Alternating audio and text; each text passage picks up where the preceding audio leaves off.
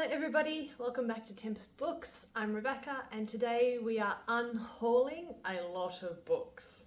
Alright, so very recently I did the build an organisation of my library, so there are 1,600 books sitting around me.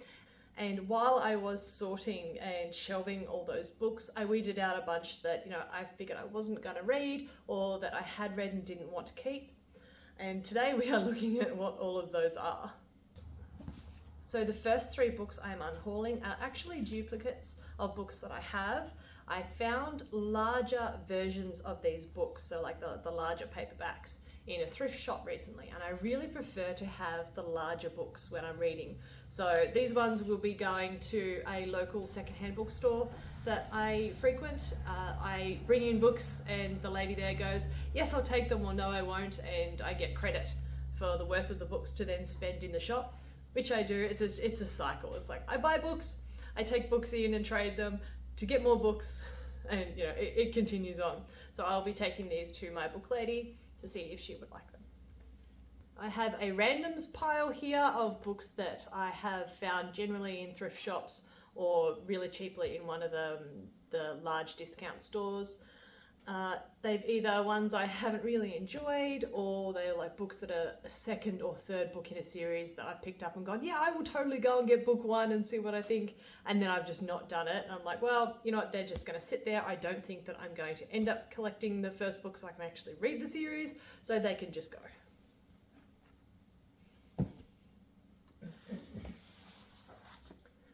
A few months ago, my town did like a big sale for charity that had a lot of books, DVDs, music CDs, things like that, and I found a box with these Disney retellings, so What If series. So it's kind of like what this one is, discover what would have happened if Aladdin had never found the lamp, things like that. And I was initially quite interested, but I've looked at them since and gone, you know what, not actually as interested as I thought. So these ones can go to my book lady as well to see if she'd like them. So this is a series I picked up again at a thrift shop. They're the first 2 books of I think a 4 or 5 book series. Now I initially picked them up because they sounded very similar to a book series I'd read by Charlene Harris to do with a girl who's struck by lightning who can then find dead bodies. This one is a girl with just a curious gift, the ability to sense echoes emitted by murder victims. So look, it sounded quite interesting. I loved that Charlene Harris series about the girl who could find bodies, but this one just didn't quite hit as well for me. It wasn't quite what I was looking for. Maybe I had expectations too high because of what I had read previous, but I just found I didn't enjoy them as much as I'd hoped to, so I decided not to continue the series after book 1, and these ones will go to my book lady, see if she likes them. Here we have a series and a bit, I think, of some Chris Ryan books. I have several of his books in non-fiction from when he's written about his time in special forces and in war zones. So he writes, basically action, military action and adventure. And I read a couple of the books and I did like them, but I kind of phased out of that sort of genre that I was into at the time, and they've sat in my library for a couple of years since, and I just do not think I'm going to get back around to them. So as much as I liked them at the time, I think I'll give these ones to my book lady as well. Hopefully she will have someone who is looking for them, because some of these were actually kind of difficult to get, especially the hardcovers. So I hope that someone out there will like them. More just randoms. It turned out that I actually had a duplicate in my library of this particular book. I very, very rarely ever get duplicates. I just want to have the one copy of the book that I'm happy with, that I can read. For some reason I had 2 copies of this book. This one is not as quite in good a condition as the other one, so I kept the other one. I don't think my book lady will want this one. I reckon this one will just go to a thrift shop. This one I actually think I end up buying new and never got around to it. I do want to read some of the series by this guy at some point, but I will have to be in a certain mood for it, and I don't foresee that anytime soon, because if I do get into the kind of this sort of police mysteries, basically, I think, I've got other books that I'll probably pick up first. So this one will go to the book lady. And you know what? I'm not even sure what this one's about. I can't remember. Oh, that's right. It's vampires. So these are another 2 books that are part of a series that I don't think I'm ever going to get to. They were, again, found in thrift shops, and I thought, yeah, sure, I'll give them a read, but I don't think in the end I'm ever going to get around to them, so they can just go back to some thrift shops. So I actually read this not long after the TV series came out. I kind of just wanted to see what the differences were. It'll definitely be going on my list of, books that I read because of the TV series sort of thing. I didn't mind it. It was kind of fun. I don't see myself reading the rest of the series. There are a hell of a lot of books in that series, and I do have family that reads them. Apparently they come off fairly samey after a while. So I think I will just enjoy the fact that I read this one, and it can go to the book lady. I have a bunch more randoms here. A bunch of some of them are, books that I'm never going to collect the rest of the series for, or that are 1 or 2, number 2 or more in a series, and I'm never going to find the originals. This one is in the pile though because I actually found a larger version of it recently. So yes, this one will get donated. The rest, like I said, are just books in series that I'm never going to end up collecting the rest for, so I don't see the point in having. Okay, so this is actually a really beautiful series that I have resisted getting rid of in the last few years, the last few unhauls, because it's like, it's so pretty, I don't want to get rid of it. I'm sure I'll read it one day. It's like, I'm really never going to read it. Every year, Hobart does something called the Monster Variety Book Bash, I think it's called. And it is essentially a warehouse on our waterfront that is opened up to the public, and it just has tables and tables and tables full of books. All secondhand, all from various charity shops. The money is then, when you spend the money on books, that money then goes back to the charity. And I found this collection there, and you pay, I think, by the centimetre. So you pile the books up on the counter and they hold it up next to a ruler, and it's like $1 a centimetre or something. So you buy height. So I found these there, and now they're probably going to end up back there.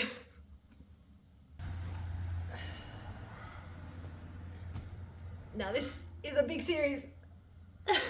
Don't drop it. Don't drop it. Alright, so this is the Vince Flynn, the Mike Rapp series. And this is another series that I started on because I watched the movie. I liked the movie. And I didn't mind the first book. It actually was really quite good. And so whenever I found part of the series in a thrift shop or anything, I'm like, yeah, I get that. So I think I paid like $20 for this whole pile.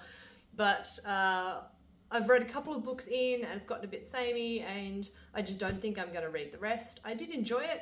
It was a good action, sort of espionage, shoot 'em, kill lots of people sort of series. But I've also got plenty of other ones that are a bit more unique. So I think these ones will be going to the book lady, and she can have whichever one she wants, and the rest will go to the thrift shop. So we have a varied stack here of just kind of paranormal romances. I think they were actually also something I collected at the same time as I found the fairy tale what ifs. And they're just, I guess, again, a couple of them, they're missing a book each or so. And I'm not going to get around to collecting them, like to paying the money to collect them, finding them on eBay, things like that, because they end up being just a bit too expensive.